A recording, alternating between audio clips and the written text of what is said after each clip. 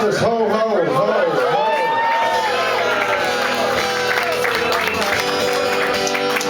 All right, this was an experiment. See how this would fly down at the Iron Barley. It looks like it's flying pretty well, right? Thanks to Tom and Jane for letting us come on and kind of ruin their Christmas.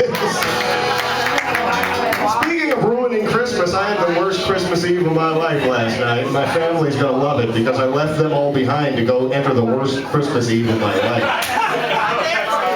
We were having a great Christmas Eve down at their house, which is the old house I grew up in, and it was great. It was like a Walton's family Christmas. It was beautiful. And then we decided we'd go out from there and go to my friend Rick's house. Okay, now Rick is a character of folklore in Bottle Rocket's history, in that he's just been around forever, since day one, and he's just a really kind of a unique character. And he told us, come on out, man, come on out to my house, man, come on there, the roads are clear, it's all clear, it's all clear, it's all clear.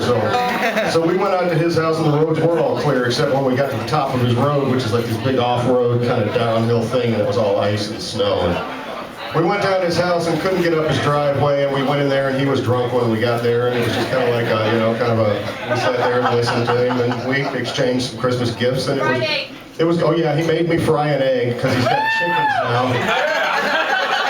So Rick's got chickens, and he forced me, after eating dinner, he forced me to fry an egg. You ain't never ate an egg from a real chicken before, man. So anyway, I had to fry an egg, and so I fried an egg, and I ate it, and we did it, and then we decided, well, we got to get out of here, so we're going home. It's midnight. Me and Janet go out, get in the car, back it down the driveway, and there's the road, which looks like a roller coaster hill that you got to go up, and it's, I don't know, a quarter mile, half mile maybe. So we take a run at it, we get up just right where it starts to get steep, and the car just and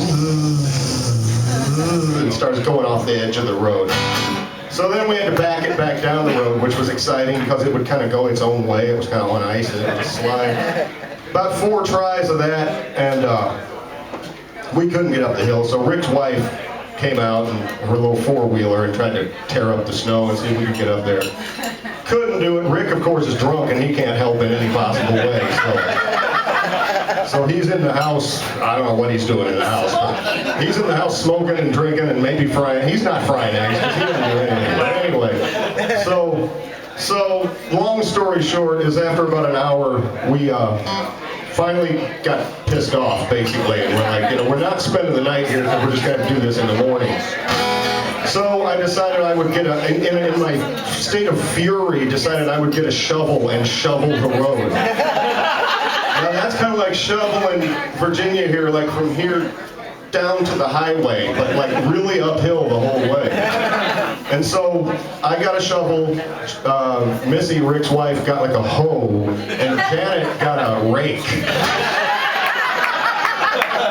And so at midnight on Christmas Eve, we're out there on the road with a shovel, a hoe, and a rake, trying to make a way for the car to get up.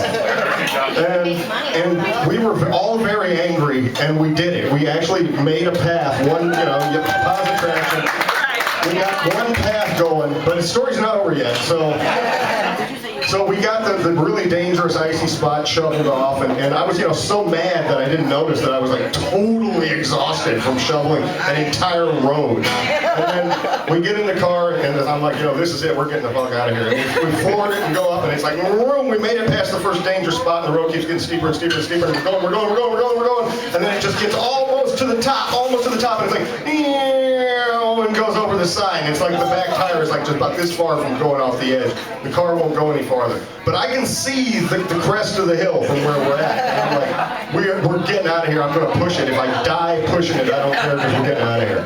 So I got out and pushed it. Couldn't get any traction on my feet. Fell face down in the snow. It was like the whole bit. Tried to push it, wouldn't push. We finally got it edged over back on the road. It wasn't really going to tumble down the hillside.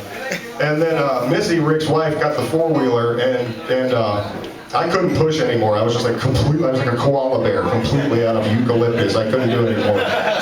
Soaked in sweat, in the snow. It's about 1 o'clock in the morning now, Christmas Eve, and so she gets the 4-wheeler, and just kind of, Janet has a Britney Spears blanket she keeps in the car. So we took the Britney Spears blanket and wrapped it over the push bars of the 4-wheeler, and we got it, and Missy got on the 4-wheeler, and the thing you got to remember about Missy is she's doing all this and she's smoking the whole time.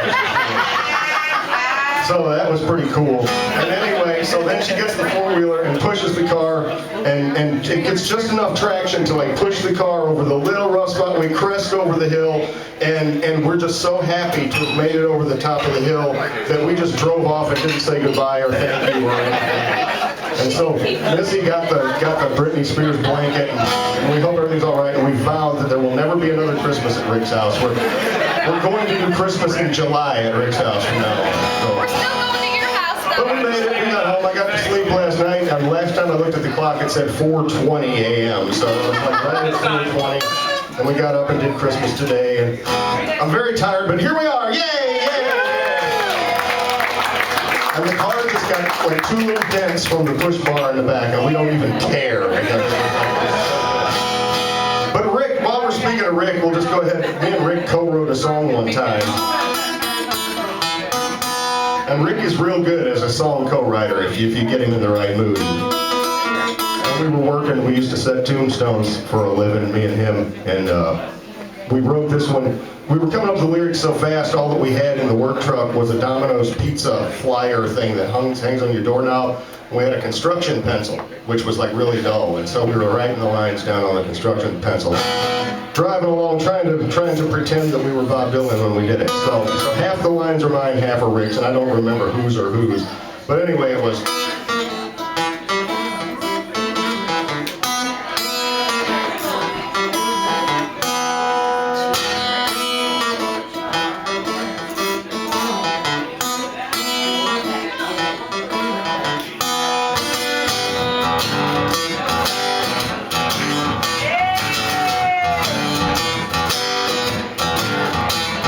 The dinner train to Dutchtown is running late. I'm feeling really hungry and I can't wait. The conductor couldn't care less, nah, he already ate. By Dutchtown I'm hoping to be cleaning off my plate. But when it finally gets here I'll be as happy as a clown. That's a dinner train to Dutchtown. Chef, he is a Cajun, or at least he seems to be. Something from the annals of railroad history. Cooks up a mean gumbo and he does great things with snail. Right now I'm going out, put my ear down to the rail. See if I can listen for that wondrous sound of the dinner train to Dutchtown.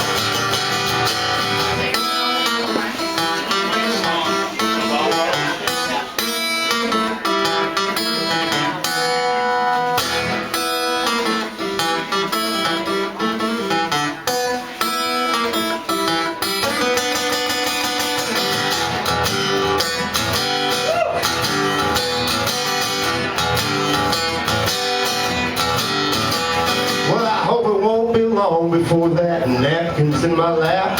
This train's the very thing that put old Dutchtown on the map. Right now I gotta find a vending machine and get myself a snack. The station master says he thinks the train has jumped the track. Wait a minute, up the bend, hey, what's that coming round? That's a dinner train to Dutchtown.